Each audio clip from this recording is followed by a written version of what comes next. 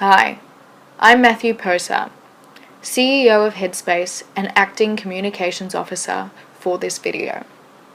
Since being created in 2006, Headspace has received over $54 million in government funding. Headspace is funded by the Australian Government Department of Health under the Young Mental Health Initiative. The financial report of 2015 states the funding of the government enabled an expansion of Headspace to over 80 centres during the year. However, as of July 1st, the government have announced a cut to their annual funding to Headspace. This results in programs that are running based out of Headspace centres will have their funding cut by 25% for 2016 and 70% in 2017 to 2018. Headspace has an overall budget of $170 million, which has now been moved to the primary health networks. The national office budget will fall from $19 million per annum to $8 million per annum, and then $5 million the following year. The reduction is the result of a recent Commission review of the mental health sector. The National Mental Health Commission has deemed Headspace a competent company with a large enough market share to maintain its core business, with a greater reliance on public donations, due to a high level of brand awareness of the organisation. The reviewers found that the organisation's existing assets are adequate to treat the current mental health climate in Australia, and further expansion is not needed at this point in time.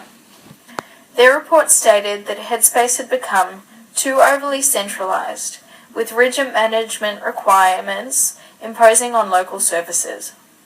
The review also found Headspace had achieved minimal results in rural areas. Consequently, the Department of Health have decided to allocate funds elsewhere. That being said, we still consider the mental health of youths our number one priority. We don't want the government funding cuts to affect our ability to deliver mental health services to at-risk youths.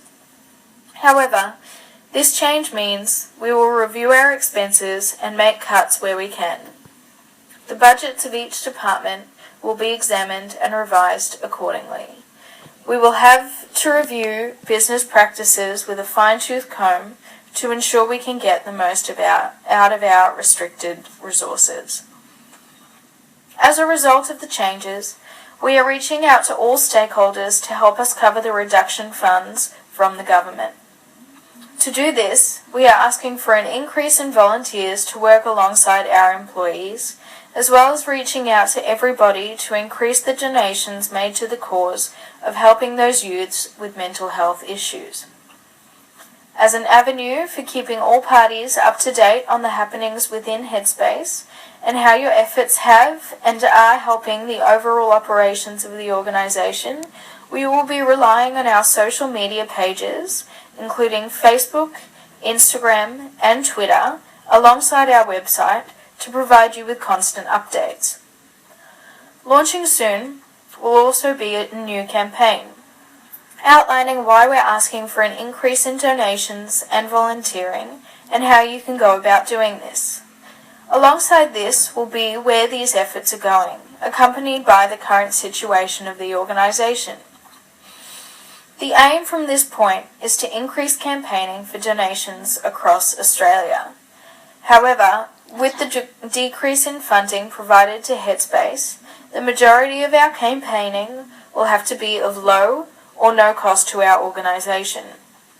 The direction the campaigning will now take will mainly focus on social media, with a pull away from traditional media campaigns and a separate word of mouth from our volunteers, employees and stakeholders.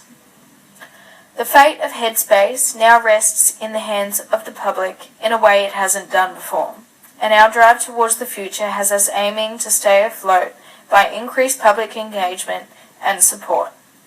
It is essential for all our employees and stakeholders to drive funding and assist in campaigning more than ever to keep the Headspace we know and love helping people the way it should.